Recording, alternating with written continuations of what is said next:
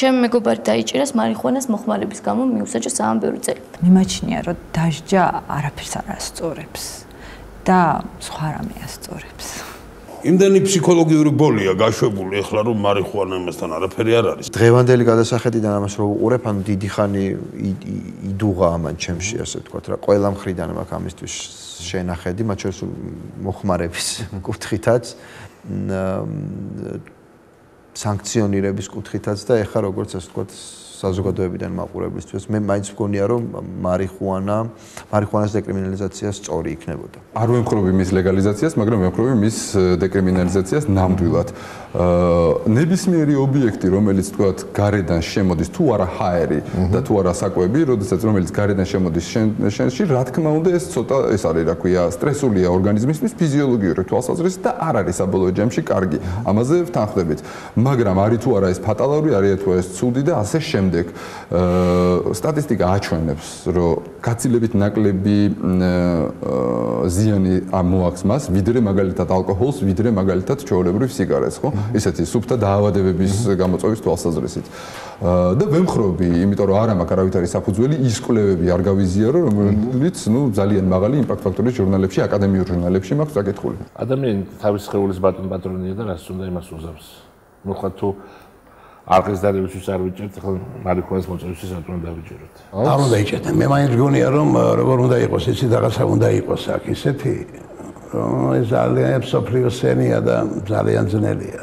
ძნელია, მაგრამ მაინც მგონია რომ არ უნდა იჭერდე. ჩემი აზრით უნდა მოხდეს დეკრიმინალიზაცია. მარიხუანა არც კარგია და არც ცუდია, მაგრამ არის გაცილებით უფრო სუსტი საფრთხე საქართველოსთვის, ვიდრე არის ღვინო, არაყი და ასე შემდეგ. ვალეთ ევროპა любой ქვეყანაში. სადაც გინდათ, ავსტრია, ჩვენზე პატარა ქალაქია, გალანდია, ჩვენზე პატარა ქალაქია, ეწევია და არავინ არაფერს არ აბნევს. აუ ესა კაი აქ დასავლებზე რო სვამენ და მიდიან კლავენ ხალხს, დათრებიან და კლავენ ან ესრიან კაცს. სად გინახია მოწეული კაცი რომ მოკლას ვინმე. ან მოგდეს, რომელიმე მანახეთ. რომელიმე თუ მანახებ მითხარით ბატონო. ციხეში სვამდნენ, იქ სადაც მე ვცხოვრობ, ეს არ არის ესე. იქ ამის მოხმარება არ არის ესეთი ტაბუიზირებული და სხვა დატვირთვა აქ ხა. თუ შენ არ ავნებ შენს გარემოს და იქ სკოლის წინ არ დადგები და ბავშვებს არ ეტყვი, მოდი მოწიეთ, ხო და რაღაც მავნებლობას არ ჩაიდე და შენ ამის მოხმარებას რაღაცნაირად ზომიერად ისე როგორც არის დაუშვათ, ან იყო, ხო? და ეს მე მგონი ამას დეტაბუიზირება აძლევს საზოგადოებას იმას, რომ ვიღაცები საერთოდ არ აინტერესებთ ამის მოწევა და არ არის დიდი ამბავი. არა, რა თქმა უნდა. არ უნდა იჭერდნენ. აქ მე მგონი ამ თემაზე არც უნდა იყოს დავა. მე მინდა რომ არ აშარდინებდნენ ძალით და მოხმარებისთვის არ იყოს შეიძლება ჯარიმა მაქსიმუმ, მაგრამ დიდი არ იყოს. პლანის მოწევაზე ესეთი დიდი სასჯელები და ესეთი დიდი რაღაც არ უნდა იყოს. ამან შექმნა რაღაც არაბუნებრიობა რა. ესე შევა ახალგაზრდა დალევს 8 ლიტრა ღვინოს. გამოდის მე ატრიალებს, დამბაჩებს, დანებს და ღვინო აღეზიანებს ადამიანს ძალიან. იმას არ უშლიან. და რაღაცა მოწია თავისთვის დაჯდა და მუსიკას უსმენს, ეტაკებიან და დააპატიმრებენ.